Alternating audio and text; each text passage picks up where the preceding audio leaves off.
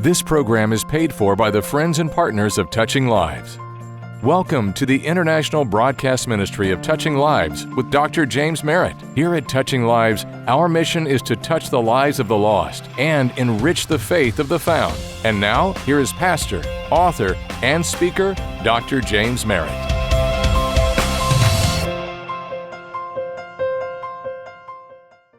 You know, one of the most popular comic strips of all time, it was my favorite. I didn't read comics much, but I did read one as a kid growing up.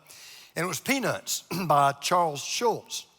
And many of us remember Snoopy and Linus and Lucy and, of course, the hero, Charlie Brown. Well, Schulz, who was a believer, by the way, was also something of a philosopher. And the reason why people loved his cartoons so much is because Schulz had a way of putting us in his cartoons. He would give us certain situations and he would play them out in his cartoons, and we would say, yeah, you know, that's how I feel. And in one cartoon, Charlie Brown's at the beach, and he's building this beautiful sandcastle. He's worked on it for hours. He's got this beautiful sandcastle. And he finally puts the finishing touch on it, and he kind of steps back, you know, to admire it.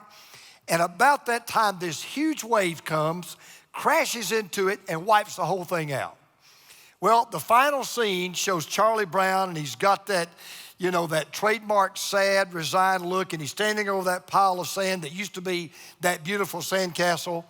And here's what he says: there must be a lesson here, but I don't know what it is. You ever had a Charlie Brown moment? There must be something here to learn. There must be a lesson, but I don't know what it is. And I'll tell you, I've learned there is no greater teacher in life than trouble. And to be honest, you learn a lot more about yourself and about your faith in God and about life in the hard times than you ever will in the good times. And let's be honest, we're in one of those hard times. Sandcastles of money, IRAs, 401ks, investments, and jobs have been wiped out by this tidal wave called COVID-19. And when times like this hit, people of all stripes and sorts, people of faith and no faith, religion, no religion, go to church, don't go to church, they come out of the woodwork and have one big question: where is God? I promise you, unbelievers are saying to us who are believers, yeah, where's your God right now? Where's this mighty, awesome, loving, holy, precious, wonderful, compassionate God? Where is God right now? And frankly, it's a good question. And I don't want to be defensive, but I have to be honest. It does make me wonder, why don't we worry about where God is in the good times? You know, in the good times, we don't even think about God. We kind of put God on the shelf. But the moment a bad time hits, you know what we do? We pull God off the shelf, stick a pin in him, and try to hold him to account. Well, the best known man in the New Testament outside of Jesus was a man named Paul. And if anybody had a right to be asking that question, where is God? It was this man. He blazed a trail for the Christian faith that no one else has ever come close to. There was a time in his life, in fact, we're going to study about it here in just a moment. He was the greatest missionary, the greatest apologist, the greatest church planter, the greatest theologian in the entire world. And what did he get for all of his love for God? What did he get for all of his faithfulness? What did he get for all of his good works? Well, you're going to see in some words we're going to study today in a letter he wrote to a young pastor named Timothy. It's called 2 Timothy. And Paul is writing this book from a Roman dungeon that he would never escape from. He was facing imminent death, and he is wrestling with this question: where is God? We're kind of like Paul. We're kind of under house arrest. And many of us right now we feel like we're living in dungeons of despair and discouragement and disappointment and disillusionment. And we've seen this beautiful sandcastle we spent all of our life working for, earning, spending money on, building, been washed away by this tidal wave of a disease. And we're asking ourselves, where is God? And Paul does us a big favor. He tells us where God is in the good times, in the bad times, and all the time. So let him answer the question for you. Where is God? Well, first of all, God is walking with me. God is walking with me. Now, Paul is recounting how he got thrown into prison to begin with, and what he says is just going to break your heart. I'm in 2 Timothy chapter 4. Here's what Paul says. At my first defense, no one came to my support. Everyone deserted me. May it not be held against them. Now, let me tell you what's going on. The word defense there comes from the Greek word apologia, which gives us the word apology or apologetics. And it literally means to give a legal defense. And here's what Paul is talking about. Let's look back to when Paul was on trial. Back in that day, in the Roman court system, an accused person, if you were on trial, you had two hearings. The first hearing was to establish the charge, and the second hearing was to determine guilt or innocence. So it's kind of like the first hearing was kind of like the grand jury and an indictment, and then the second hearing was like the trial. Paul is talking about this first hearing when he's facing the charge that's been laid against him. And he says with no bitterness, he just, as a matter of fact, he says, but no one came to my support. Now, the word for support is also a legal term. And it refers to the appearance of one person who would speak up on behalf of another person in a court of law. Back then it was called an advocate. Today we would call it an attorney. So the judge had called for anyone that was willing to stand up in Paul's defense to come forward, but not even the crickets spoke up. Nobody would take the case. Not one lawyer, not one attorney would come to Paul's aid. Then to make matters worse, he said, everyone deserted me. Because in Roman law, if you were a defendant, you had two ways to defend yourself. You could try to hire an advocate or a defendant, but if nobody would defend you, which in Paul's case nobody did, then you could call your own witnesses. So here was Paul in his greatest hour of need. He can't find one person anywhere, not one, who was willing to stand up and say a word in his defense. Not one. A lawyer wouldn't take the case. Nobody was there to stand up and say a word for him. And you might say, well, Paul, it looks like you're all alone. But then Paul adds these words. But the Lord stood at my side and gave me strength. Yeah, everybody deserted me. Nobody supported me. But the Lord stood at my side and gave me strength. Now, I want you to put those two statements together because I want to teach you something. He said on the one hand, everyone deserted me. But then he said on the other hand, but the Lord stood with me. Okay, now what does that tell you? This is a good lesson, parents, to teach your kids. Everyone doesn't always mean everyone. When I went to college, I used to hear people say, well, everybody gets drunk every now and then. I didn't. Everybody sleeps around before they get married. Well, I didn't, and I'm not trying to make myself a holier than thou person. I'm just simply saying that I even learned early, in my own life, everyone doesn't always mean everyone. And here's the good news. If you are a follower of Jesus, it is impossible for everyone to leave you. It doesn't always mean everyone. You ever had anybody walk out on you, cut and run, leave you holding the bag? Can I tell you a heartbreaking experience that every pastor's had in their own ministry? I've had people in my ministry. I pastored 5 churches. I've had people in my ministry. I pastored 5, 10, 15, even 20 years plus. And one day, they just left the church. Not a word of thanks, not a goodbye, not a let me tell you why I'm leaving. I'm thinking right now of one couple. I pastored in another church. This couple was going through a very, very difficult time. And when nobody else stood with them, I stood by them. I stood with them publicly. I went through some tough times with them. You know what they did one day? Left the church. To this day, I don't know why they left the church. I even called and left them a voicemail to say, hey, what have I done or what have we done? Never heard a word back from them. I don't mind telling you, it hurts when you feel like people desert you. And maybe you've been there. You say, a business partner left me. A spouse walked out on me. A child ran away from me. Okay, but let me just tell you this. The Lord will never leave you. There was a teacher that was teaching a children's Bible study class at church on this whole concept that God's always with us. And she happened to be quoting this verse of scripture where Paul said, well, you know, everybody deserted me, but the Lord stood with me. And this teacher said, can anybody in the class tell me what that verse really means? And there was a little girl that raised her hand and she said, I know exactly what it means. And the teacher said, well, what does it mean? She said, well, what that verse really means is when there's only one of us, there's really always two of us. Well, she was a great theologian. She was exactly right.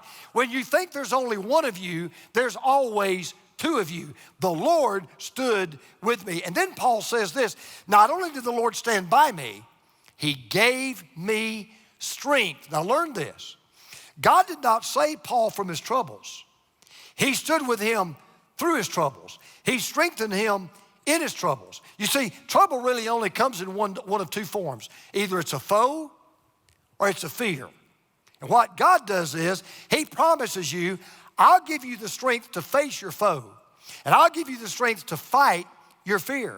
So here's the good news. If you are a child of God right now, you may feel extremely lonely, but you are not alone. Oh yeah, you may look around. You don't see one hand going up for you. You don't see one person walking towards you. You don't see one person speaking for you, but you can know there's always one person standing with you, and that is the Lord. So you're asking the question right now, in all that's going on, where's God? He is walking with you. Where is God? Not only is God walking with me, God is working through me. He's working through me. He's working through you. Now get this picture in your mind. I want to take you back. You're in this Roman courtroom. It is packed. Somehow the crowd begins to sense, this is no ordinary defendant. This is not your typical run-of-the-mill dime-a-dozen Roman citizen. I imagine the judge even thought to himself as he's listening to Paul, I've never had anybody in my courtroom like this. I've never seen a defendant like this before. Nobody's ever stood before me like this. Because since nobody else would stand in Paul's defense, he's given the opportunity to speak in his own defense. Except Paul does something that shocks the courtroom. He doesn't go on defense. He goes on the offense. What was the Lord strengthening Paul to do? Listen. He strengthened me, Paul said, so that through me, the message, he's talking about the gospel, the message might be fully proclaimed and all the Gentiles might hear it. And I was delivered from the lion's mouth. Now, at that moment, when the judge said to Paul, Paul, you can't find an attorney. There's not a friend in the courtroom that will stand up for you.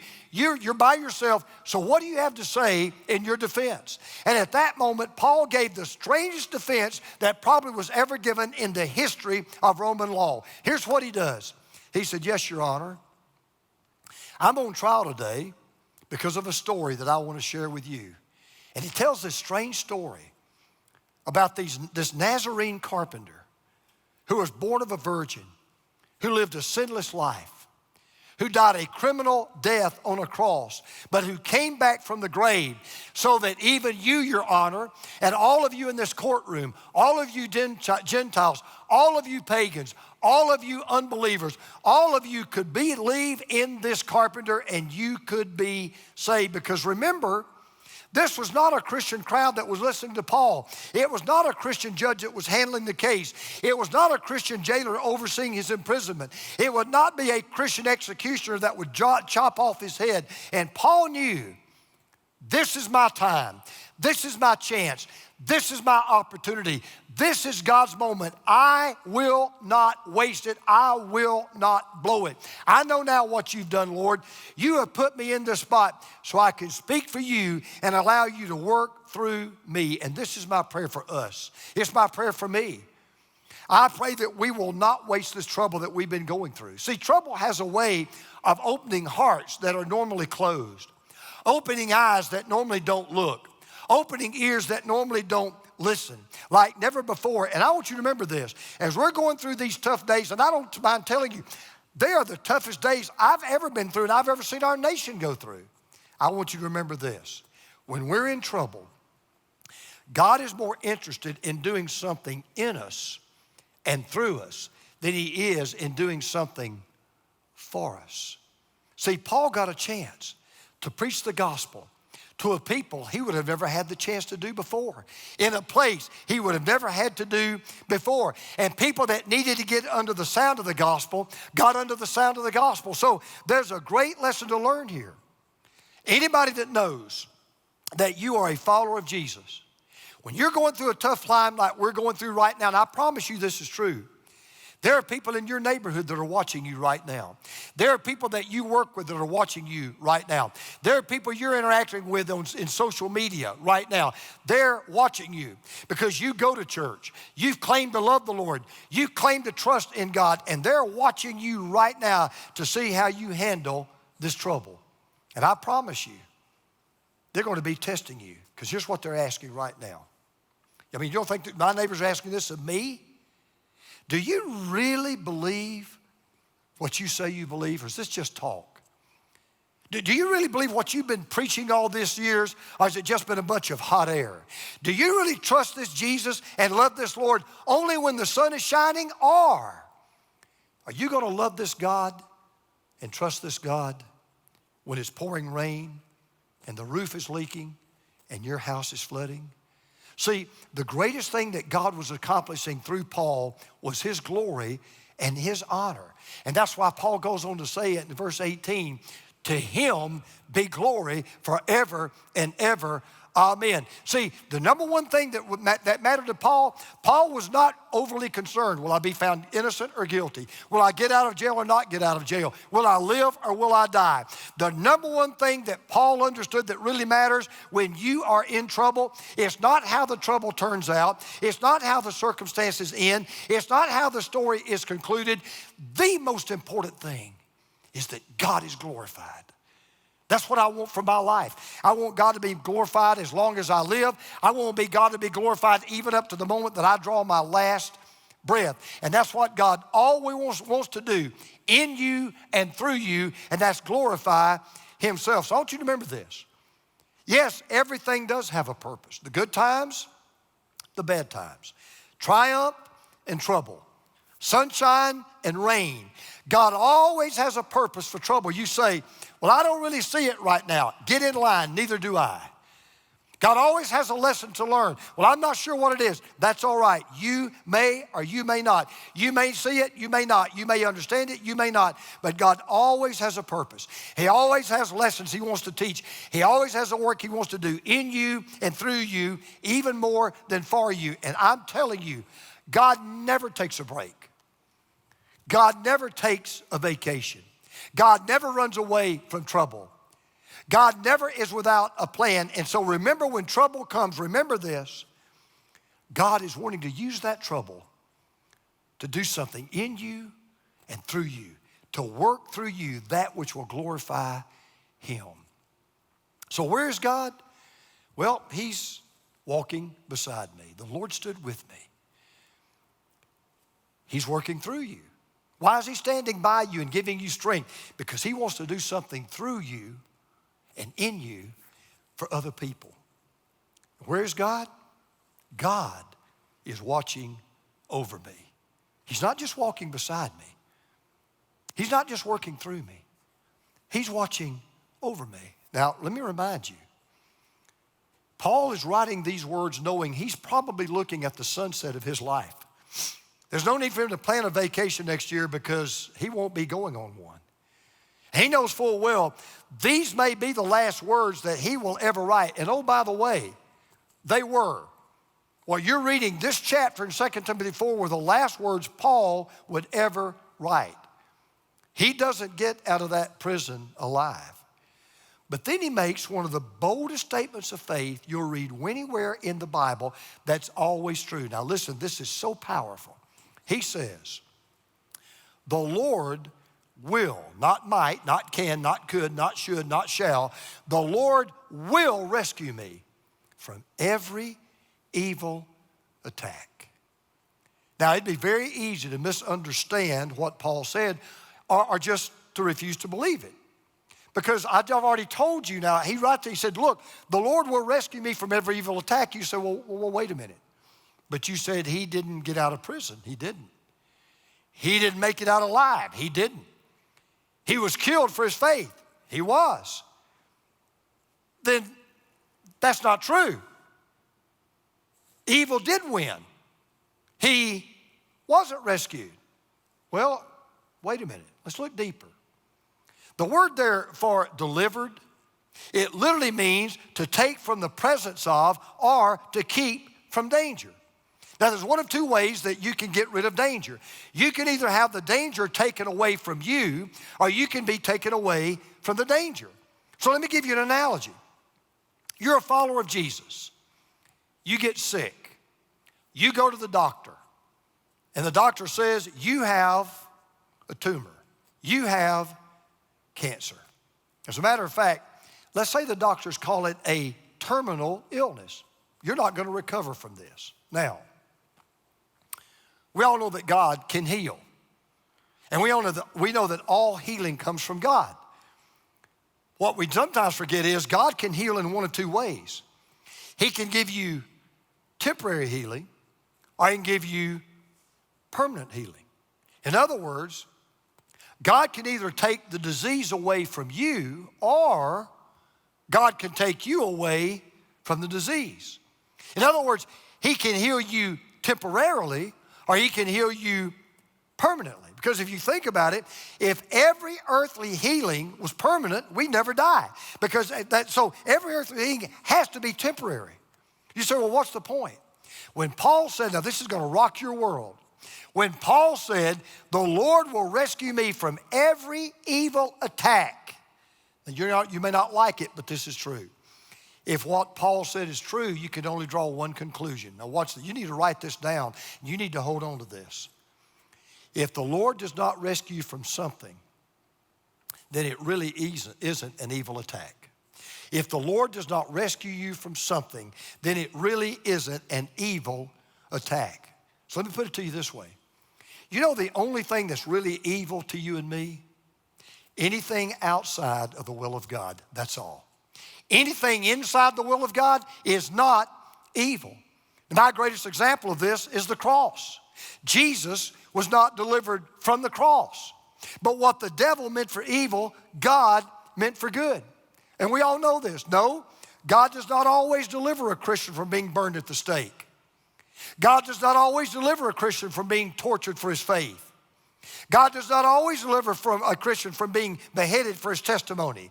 God doesn't always deliver his son from being crucified on a cross. But God will deliver you from anything and everything that is contrary to his will for your life. One of the greatest verses in all the Bible to me is this verse. I love this verse.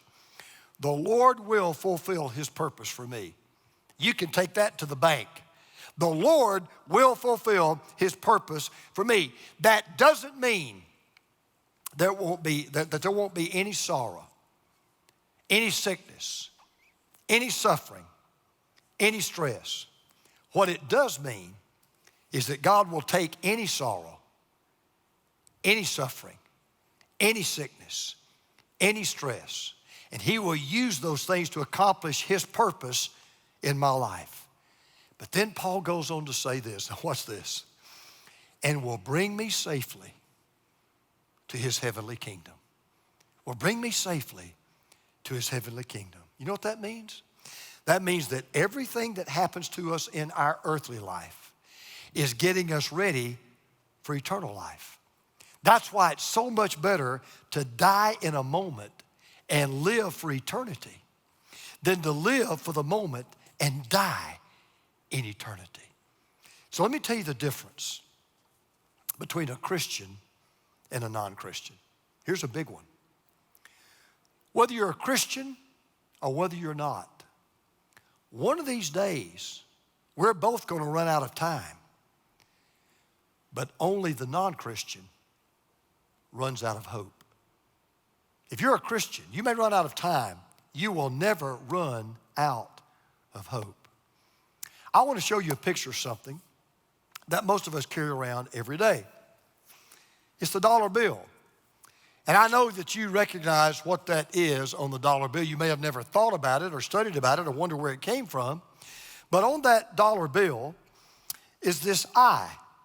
And our founding fathers called it the eye of providence because they so believed in God's providence that they commissioned the Swiss artist Pierre-Eugène du Cemetery to incorporate this all-seeing eye into the design of the Great Seal of the United States. So every time you pull out a $1 bill, it's just a reminder God's eye is on you. It's a reminder, you know what? In the toughest time I'm going through, God is walking beside me. In these difficult days, God is working through me. In this horrific event, God is watching over me. And here's the wonderful news. He will bring us safely to His heavenly kingdom. Get in your car the next time you do, think about it. The windshield in your car is bigger than the rearview mirror. You know why? Because where you are going matters a lot more than where you have been. Your future matters a lot more than your past. And here's the good news. This God of this seeing eye, He holds your past, your present, and your future in His hands. And here's the great news.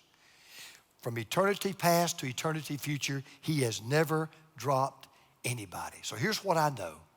I can know for all of our days that whatever troubles, trials, tribulations, suffering, sorrow, sadness, sickness, and stress that we face, here's what I know. He will rescue us from everything that is evil. And at the end of it all, you draw your last breath, He'll be waiting with open arms to welcome you into His heavenly kingdom. So where is God? Well, forever and forever, He's never moved. He's in the same place He was when His Son died on the cross, walking with us, working through us, watching over us. Don't you want to know that God? Don't you want to put yourself under the shadow of His wings? Don't you want to put yourself in the hands of His compassionate care? Well, you can only do that through a personal relationship with Jesus Christ. And I want to ask those of you right now watching me, just be honest about this question. If you were to die today, be honest. Would you die with God or without God? Because let me tell you, you'll die one of two ways. You will die totally alone. No matter who else is in the room, doesn't matter. You will die totally alone, or you will die with this God who wants to welcome you into His heavenly kingdom. This October, join Dr. James Merritt and friends in beautiful Branson, Missouri for the 2021 Mountaintop Conference. This Ozark City offers something for everyone, from world-class dining and live entertainment to unique shopping and outdoor recreation. There is an adventure waiting for you. This event will feature powerful preaching daily from Dr. Merritt, and joining him will be his friend Bellevue Baptist Church's Dr. Steve Gaines. You will also get to hear from the legendary Oak Ridge Boys when they stop by to share some of their story. Enjoy incredible music from Grammy Award-winning Guy Penrod and one of Christian music's biggest artists, Crowder. Visit mountaintopconference.com for all the details and reserve your spot today.